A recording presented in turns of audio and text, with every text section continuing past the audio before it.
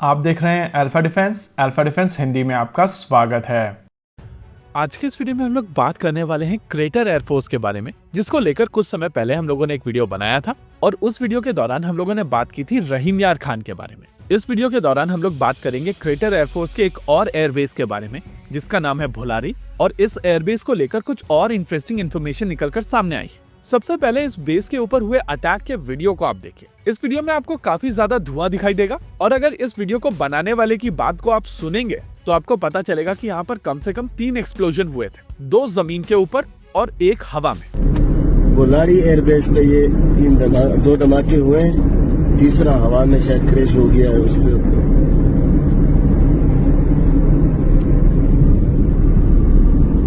Naturally इस video को record करने वाला इंसान पाकिस्तानी है और वो पाकिस्तान फोर्सेस का बुरा नहीं चाहता है, लेकिन जो चीज हुई है उसको वो रिपोर्ट कर रहे हैं और शायद इस होप के साथ में वो रिकॉर्ड कर रहे हैं कि पाकिस्तानी फोर्सेस इस अटैक का बदला लेंगे। अब जब आपने यहाँ का वीडियो देख लिया है और स्मोक देखकर ये भी समझ लिया है कि यहाँ पर काफी बड़ी आग लगी हुई थी, तो आइए अब हाई डेफिनेशन सैटेलाइट इमेजेस के माध्यम से समझने की कोशिश करते हैं कि ये डैमेज कैसा था।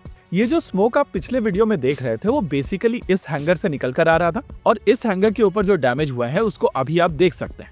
वैसे सैटेलाइट इमेजेस में ज्यादातर चीजें छोटी दिखाई देती हैं, लेकिन ये एक काफी बड़ा हैंगर था और इसकी डायमेंशंस की अगर आप बात करेंगे तो ये 50 बाई 50 मीटर का हैंगर है। कंस्ट्रक्शन के दौरान इस हैंगर की कुछ फोटोग्राफ्स पब्लिक हुई थी और उन फोटोग्राफ्स को अभी आप अपनी स्क्रीन के ऊपर देख रहे हैं। इन फोटोग्राफ्स से साफ समझा जा सकता है कि ये काफी बड़ा हैंगर था और इसके अंदर मल्टीपल एयरक्राफ्ट थे। अभी आपकी स्क्रीन के ऊपर जो फोटोग्राफ है उसमें आप साफ देख सकते हैं कि इस हैंगर के अंदर एक F-16 रखा हुआ है और मोस्ट लाइकली ये F-16 जला हुआ है। वैसे एक और कारण है जिसके चलते ये हैंगर स्पेशल है। भोलारी एयरबेस पर इस साइज का केवल एक ही हैंगर है। इस हैंगर के अंदर पाकिस्तान अपना साब एयरआई रखता है और इसी वजह से भारतीय वायुसेना की तरफ से स्पेसिफिकली इस हैंगर को टारगेट किया गया था। दूसरी चीज, अगर आप स्मोक वाले वीडियो के ऊपर वापस जाएंगे तो आपको समझ में आएगा कि ये सुबह के अटैक्स हैं और भारतीय वायुसेना की तरफ से फाइनल वेव में ये अटैक किए गए थे जब रनवेज के ऊपर क्रेटर होने के चलते पाकिस्तानी एयरफोर्स सिटिंग डक थी। वैसे ऐसा नहीं था कि भारतीय वायुसेना की तरफ से पाकिस्तान के सभी एयरबेसेस को टारगेट किया गया था और उनके पास में किसी भी तरीके के रनवे बचे नहीं थे। भारतीय वायुसेना की तरफ से उन एयरबेसेस को छोड़ दिया गया था जहां से भारत के ऊपर किसी भी तरीके के अटैक्स को कोऑर्डिनेट नहीं किया गया था। लेकिन नेचुरल है कि आधे से ज्यादा एयरफोर्स ग्राउंडेड होने के बाद में पाकिस्तान के पास में बहुत ज्यादा ऑप्शंस नहीं थे और इसी वजह से वो सीज फायर की तरफ गए। पाकिस्तान के इस बेस के ऊपर भारत की तरफ से फाइनल लेग में बॉम्बिंग की गई थी और तब तक भारत को पता चल चुका था कि पाकिस्तान अब सीज फायर की कोशिश कर रहा है। इस हैंगर को अगर आप फर्दर एनालाइज करेंगे तो आपको समझ में आएगा कि मोस्ट लाइकली यहाँ पर अंदर में एक साब एयरआई था और F-16 तो आपको सैटेलाइट इमेज में ही दिखाई दे रहे हैं। इसके अलावा ब्लास्ट की इंटेंसिटी इतनी ज्यादा थी कि इस हैंगर के अंदर जितने भी एयरक्राफ्ट थे उनके टुकड़े आपको 50 मीटर की दूरी पर दिखाई दे रहे हैं। अभी आपकी स्क्रीन के ऊपर हम लोगों ने इस चीज को एरो की मदद से हाईलाइट किया है और आप देख सकते हैं कि लगभग 50 मीटर दूर इस हैंगर के अंदर मौजूद एयरक्राफ्ट के टुकड़े पड़े हुए हैं। इसके अलावा इस हैंगर के चारों तरफ डैमेज है जो फर्दर एरो की मदद से आपको दिखाए गए हैं, यानी कि इस हैंगर के अंदर जो कुछ था सब कुक हो चुका था। और सैटेलाइट इमेज में ये जो F-16 दिखाई दे रहा है उससे एक चीज और समझ में आती है कि यहाँ पर ये केवल एक ही F-16 नहीं था। इस हैंगर की लेंथ और ब्रेथ लगभग 50 मीटर्स की थी और साब एयरआई का विंग स्पैन 25 मीटर से भी कम का है, यानी कि यहाँ पर अंदर साब एयरआई के साथ साथ एक से ज्यादा F-16 मौजूद थे और जब ये एयरक्राफ्ट जल रहे थे तो ये स्मोक निकल रहा था। इसके अलावा पाकिस्तान एयरफोर्स के एक पुराने ऑफिसर की तरफ से ये चीज क्लियर कर दी गई थी कि वहां पर 2 ब्रह्मोस आकर लगी थी।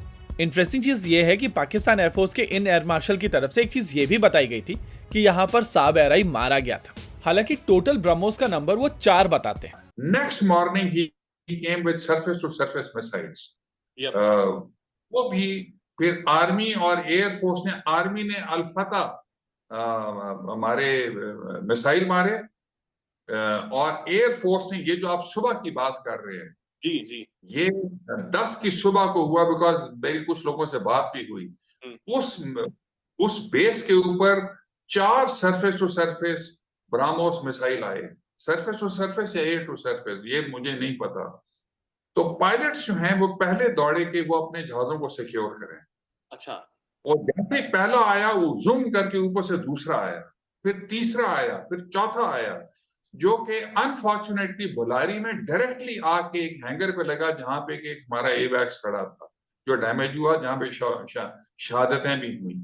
अब ये लेकिन इस पर्टिकुलर हैंगर को लेकर केवल 2 ब्रह्मोस की बात हुई है। और वीडियो में भी ये आदमी बता रहा है कि यहाँ पर कम से कम 2 नीचे धमाके हुए हैं और 1 हवा में धमाका हुआ है। मोस्ट लाइकली जिस हवा में धमाके की ये बात कर रहा था वो सेकेंडरी एक्सप्लोजन होगा, लेकिन अगर इस 50x50 के हैंगर के ऊपर 2 ब्रह्मोस आकर गिरती हैं तो नेचुरली अंदर कुछ नहीं बचना था। पर्सनली मेरा मानना है कि यहाँ पर कम से कम 1 हार्डन शेल्टर को भारतीय वायुसेना को मारना था, ताकि पाकिस्तान एयरफोर्स को ये भी बताया जा सके कि तुम्हारे फाइटर जेट्स को हम लोगों ने वर्थ इट समझा नहीं, लेकिन ध्वस्त करने के लिए हम लोग इनको भी ध्वस्त कर सकते थे। रही बात मैसेजिंग की, तो वो तो लाउड एंड क्लियर गई है। ISPR के बॉट्स भले ही रफाल चिल्लाएं, लेकिन पाकिस्तान एयरफोर्स को यह पता चल चुका है कि वो भारतीय वायुसेना के खिलाफ केवल 48 आवर्स टिक सकते हैं, वो भी तब जब भारतीय वायुसेना ने फुल ब्लोन अटैक नहीं किए हैं तब।